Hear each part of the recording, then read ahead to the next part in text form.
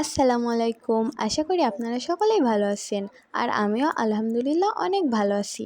আজকে সকাল সকাল কোনো কাজ পাচ্ছিলাম না, তো ভাবলাম আমি আমার জুতাটা একটু পরিষ্কার করে নিই। তো আমি প্রথমে একটা মগের ভিতরে সামান্য পরিমাণে হুইল দিয়ে, পুরাতন একটা ব্রাশ ছিল, সেই ব্রাশ দিয়ে ভালোভাবে আমার জুতাটা সেইভাবে মালিশ করছিলাম। মালিশ করতে করতে মনে হচ্ছিল সে ফর্সা হয়ে যাচ্ছে। গতকাল বৃষ্টিতে এই জুতোটা পরার ফলে আমার জুতার অবস্থা এতটা পরিমাণে বাজে হয়ে গিয়েছিল যে দেখার অবস্থা ছিল না। আমার মাথায় তো কাজ করতেছিল না।